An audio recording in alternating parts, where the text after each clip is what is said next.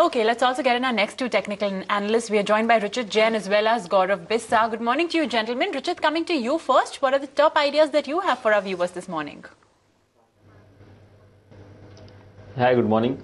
My first pick is a buy call in PTC India. We have seen this since last 1 year the stock was consolidating in a narrow range, and in this week we have seen breakout of that narrow range. So probably whenever such a big consolidation of last 1 year is broken out, usually that results into a trended move for the stock. So we are expecting the uptrend to start in this stock. A higher top, higher bottom formation could be in place now in near future. Also on daily charts, the stock has been consolidating since last 3-4 trading sessions, which has led to formation of a flag pattern. So all positive patterns getting formed in the stock, and hence one should buy at current levels. The short-term target for the stock is seen around rupees 81, and one can buy with stop loss below 67.5 in this one.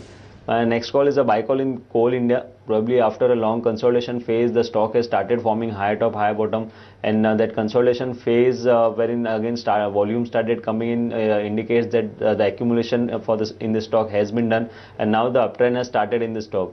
Even on the daily charts, a flag breakout has been seen, and hence we are expecting continuation of this rally for a target of 335, which is the next resistance zone for the stock.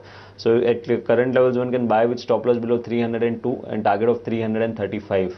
And my last call is a buy call in Tata Global. Similar setup what I have mentioned in PTC India, a breakout of a consolidation range. It was not a big consolidation range, but last couple of months the stock had consolidated sideways. And day before yesterday, we have seen the breakout of the range with very good volume. So when volumes are supportive of a breakout of a range bound trading action, that is a positive sign for that stock. Prices have retraced again to the support. The resistance which was there earlier is now it should now act as a support. Hence we are expecting a good up move up to 132 in next 3-4 trading sessions. One can buy at current levels with stop loss below 119. Okay, that's the call coming in. Let's move on and get in some strategies from Gaurav Bissa as well. Gaurav, good morning. Tell us what's on your list and your rationale behind selecting those stocks.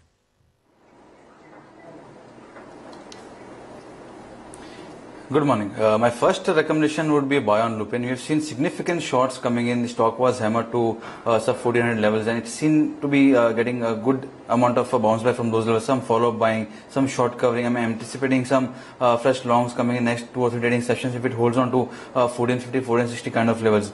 If it sustains those levels, then there can be a strong up move till 1500 to 1550. One can have a stop of 1420, play for targets of 1520. We have advised options to our clients as well for this same. Second recommendation would be buy on Tata Communication. You've seen a decent amount of longs coming in. It's given it's on the verge of giving a breakout on daily charts. Volume participation has been okay so far, trading above the short-term averages.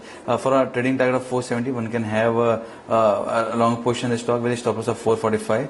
Final recommendation would be buy on DLF. It's been gaining good amount of longs, and it's not just the current series. In the previous series, we've seen significant longs coming in. The rollovers were good. Option-wise, we've seen good amount of buying in 135, 140 call option. 135 has been achieved. Now the next set of target would become 140 to 145. Having a stop loss of 132, one can buy the stock for targets of 142 to 144.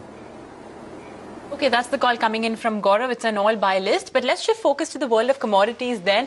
Oil prices have stabilized, of course, supported by strong demand and global supply disruptions. But it's the stronger dollar that really kept crude below the 2016 highs, which we had reached this week. Meanwhile, gold has eased slightly as the dollar edged up from the recent lows. But the metal still managed to hold near its 3-week high and is on track for a second straight weekly rise.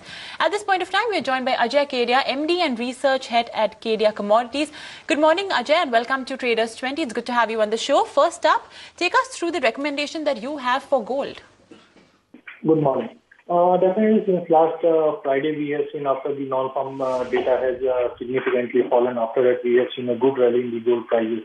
Still, we expect this rally will continue, and maybe we can see a level like 1300 before FOMC meet that is scheduled on 14th and 15th of this month.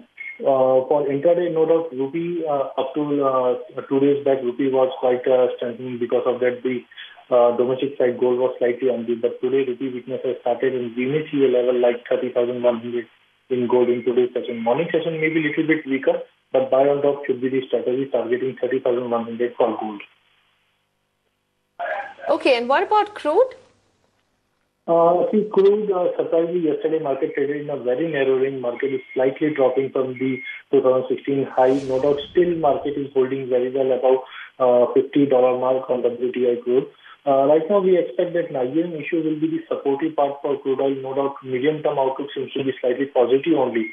But as of now, market will just watch for dollar movement because since last two sessions, we have seen a good recovery in dollar index from 93.20 to almost right now trading at 94.20. So maybe a rebound rate can be seen, but as today is Friday, maybe some little bit profit booking will be there on the counter. One can take short for target of 3,300 for very short time. Okay, that's the call coming on both crude as well as growth. It's a sell on crude. But at this point of time, let's firstly thank all of our 6 guests for joining in on Traders 20. And let's step into a short break. We'll join you on the other side with BNS and the Stock Game.